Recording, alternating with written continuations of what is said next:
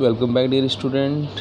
आज हम जो लेक्चर ले रहे हैं अपना SHRM के अंदर वो है अपना यूनिवर्सलिटी कंटीजेंसी सिस्टम और कॉन्फ्लुएंस इंटीग्रेटेड HR सिस्टम। तो उसके अंदर कौन कौन सी हमने थ्योरीज पढ़ी थी, जैसा कि लास्ट लेक्चर में भी आपको याद होगा जो हमने लास्ट लेक्चर लिया था उसमें 5 अप्रोचेज पढ़ी थी, जिसमें आपका इंटीग्रेटेड HR सिस्टम पढ़ा था, जिसके अंदर हमने ये पढ़ा था कि जो ह्यूमन रिसोर्स होता है, ह्यूमन रिसोर्स के मैनेजमेंट के अंदर कंपोनेंट ऑफ HRD सिस्टम के अंदर हम करियर सिस्टम जैसे मैन पावर की प्लानिंग है, रिक्रूटमेंट है, रिटेंशन है, कंटिन्यूस पोटेंशियल है। इसके अलावा हम एम्प्लॉई का जो सेल्फ रिन्यूअल सिस्टम जो डेवलप करते थे, चाहे उसमें टीम बिल्डिंग हो या फिर उसका रिसर्च हो या फीडबैक हो, जो भी हम चीज़ें इंक्लूड करते थे किसके लिए कि अपनी HR सिस्टम को इंटीग्रेट करने के लिए, और जिसका मेन पर्पस ये था कि ऑर्गेनाइजेशन की परफॉर्मेंस को इम्प्रूव करना। उन्हीं चीज़ों को हम इंटीग्रेटेड HR सिस्टम यहाँ पे पढ़ेंगे। फिर उसके बाद इंटीग्रेटेड HR सिस्टम से पहले हमने जो पढ़े थे आपको याद हो, एक था यूनिवर्सलिटी, है ना। और यूनिवर्सिटी सिस्टम ये बता रहा था कि ये वो सिस्टम में जो मोस्ट ऑफ ऑर्गेनाइजेशन क्या करते हैं, फॉलो करते हैं। इसके अलावा इंटीग्रेटेड सिस्टम के अलावा हमने आपके कॉन्फ्लुएंस सिस्टम भी पढ़ा था, जिसके अंदर हमने देखा कि जो ऑर्गेनाइजेशन के अंदर जो एक हम पैटर्न लेते हैं, प्लान ह्यूमन रिसोर्स डिप्लॉयमेंट का पैटर्न लेते हैं, और उसके अकॉर्डिंग हम क्या करते हैं, बेस्ट फिट डिसाइड करते हैं कि हमारी HR प्रैक्टिसेस बिजनेस स्ट्रेटजी क्या उस बेस्ट फिट के अंदर फॉलो करें। फिर इसके अलावा हमने पढ़ा था एक था आपका यूनिवर्सलिटी एंड कंटीजेंसीज पर्सपेक्टिव।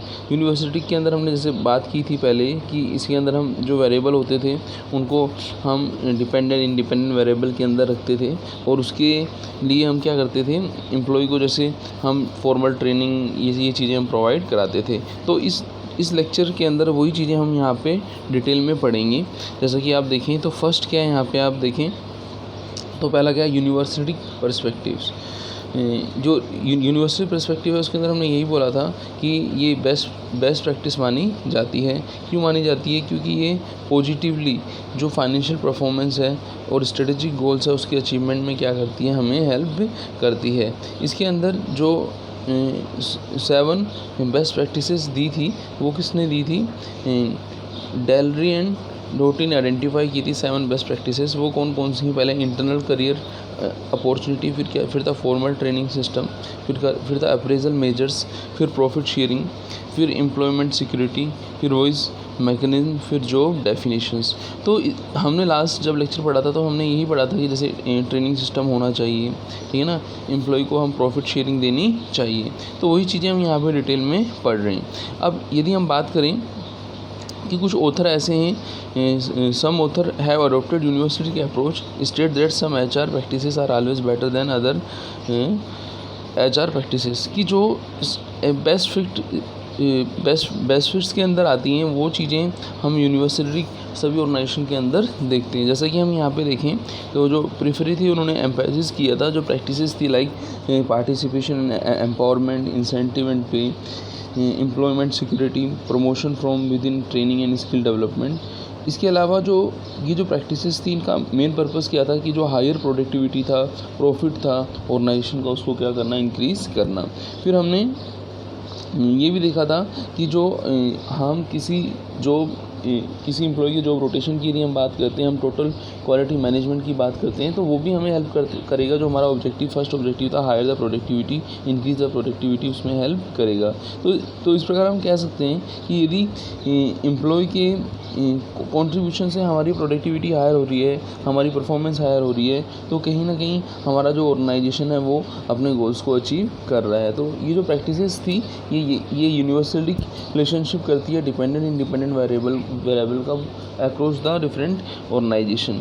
तो ये जो प्रैक्टिसेस हम अडॉप्ट कर रहे हैं उसके अंदर हमें कौन कौन सी स्टेप रिक्वायर होती हैं, तो उसके अंदर 2 स्टेप रिक्वायर होती हैं। पहला होता है important strategic HR practice must be identify, कि हमें क्या करना है, HR प्रैक्टिसेस को पहले से ही आइडेंटिफाई करना है। फिर क्या, relation of individual practices to organization performance, कि जो हमने जो रिलेशन करना है जो इंडिविजुअल पर्सन है किसी ऑर्गेनाइजेशन के अंदर उसका किसके साथ, ऑर्गेनाइजेशन परफॉर्मेंस के साथ, और फिर हमें स्ट्रेटेजिक एचआर प्रैक्टिसेस को क्या करना है, रिलेट करना है ऑर्गेनाइजेशन की परफॉर्मेंस के साथ। तो ये अपना जो यूनिवर्सलिस्टिक अप्रोच था ये आपको मोस्ट ऑर्गेनाइजेशन में देखने के लिए मिलेगा। इसमें जो हमने मेन चीज़ पढ़ी है वो क्या पढ़ी है हमने, 7 बेस्ट प्रैक्टिसेस, जैसे inter career opportunity, internal career opportunity था, जैसे आपका प्रॉफिट शेयरिंग था।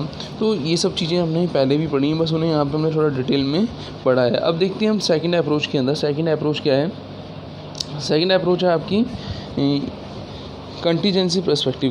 कंटीजेंसी पर्सपेक्टिव जैसे कि आपको पता ही है कि हमें कुछ एडिशनली क्या करना है, अपनी परफॉर्मेंस को बढ़ाने के लिए एडिशनली काम करते हुए चलना है। तो the another way to elicit increase performance जो है वो कंटीजेंसी अप्रोच बताता है। इसके अंदर हम ये देखते हैं कि बिज़नेस के अंदर यदि हमें वो बिज़नेस की हाई परफॉर्मेंस को करना है तो हमें कहीं ना कहीं क्या इंटरेक्शन करना पड़ेगा फर्म की स्ट्रेटजी और ह्यूमन रिसोर्स मैनेजमेंट के अंदर। और जो अपना एक्सटर्नल और इंटरनल जो फैक्टर्स थे, आप हमने जो पहले ही पढ़ा था डिपेंडेंट और इंडिपेंडेंट, उनका भी हमें ध्यान रखना है। तो इस अप्रोच के अंदर हम यही देखते हैं कि जो हम पॉलिसी बनाएंगे वो इस तरीके से बनाएंगे कि वो ऑर्गेनाइजेशंस के लिए क्या हों, इफ़ेक्टिव हों। हम जो डिपेंडेंट इंडिपेंडेंट वेरिएबल के अंदर जो रिलेशनशिप रखेंगे वो डिफरेंट लेवल ऑफ मैनेजमेंट को ध्यान में रखते हुए करेंगे। इसके अंदर हम फैक्टर्स भी कंसिडर करेंगे कि कौन से फैक्टर हमारी सक्सेस को इफ़ेक्ट करेंगे। फिर इस स्ट्रेटजी जो हमने पहले बनाई है उसका सक्सेसफुल इम्प्लीमेंटेशन भी होना ज़रूरी है। और यदि उसका इम्प्लीमेंटेशन हो जाता है तो कहीं ना कहीं हमारा जो एम्प्लॉय का बिहेवियर है उसमें जो हम चाहते हैं चेंजेस, वो चेंजेस आ जाएगा और एचआर की स्ट्रेटजी अलाइन हो जाएगी एचआर प्रैक्टिसेस के साथ और हमारी परफॉर्मेंस क्या हो जाएगी, इंक्रीज़ हो जाएगी। तो हमने यही देखा कि यदि हमें परफॉर्मेंस को इंक्रीज़ करना है तो कहीं ना कहीं हमें क्या करना है, बेस्ट प्रैक्टिसेस को यूज़ में लेना है। तो ये कौन सी आपकी पर्सपेक्टिव था, ये था कंटीजेंस पर्सपेक्टिव था।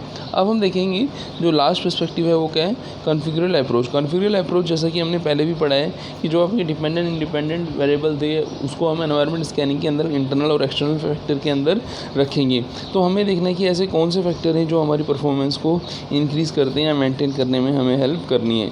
तो हमें ऐसे फैक्टर्स को आइडेंटिफाई करना है। तो उसके अंदर हम यही देखते हैं कि जो एचआरएम प्रैक्टिसेस होती हैं वो डिस्क्राइब करती हैं different combination of different practices का जो उस ऑर्गेनाइजेशन के एनवायरनमेंट के कॉन्टेक्स्ट में होती हैं। अब ये जो प्रैक्टिस हम बात करेंगे वो अचीव करेंगी both horizontal and vertical fit. Horizontal और वर्टिकल फिट का मतलब ये हुआ कि यदि हम इंटरनल कंसिस्टेंसी की बात करें ऑर्गेनाइजेशन की पॉलिसी की तो वो हॉरिजॉन्टल हुआ। और यदि हम बात करें किसकी, अदर ऑर्गेनाइजेशन जो इंटरनल के अलावा हैं तो वो सिमिलरिटी जो इंटरनल के अलावा वो वर्टिकल हुआ। तो हमें क्या करना है, हमें दोनों ही पेस पर वर्क करना है, चाहे वो इंटरनल हो चाहे वो एक्सटर्नल हो। और हमें ऑर्गेनाइजेशन की जो परफॉर्मेंस को इंक्रीज़ करना है और अपने ऑब्जेक्टिव को क्या करना है, अचीव करना है। तो इस लेक्चर के अंदर जो अपनी पुरानी अप्रोच थी उनको ही हमने थोड़ा डिटेल में पढ़ा। मिलते हैं नेक्स्ट लेक्चर में। थैंक्स।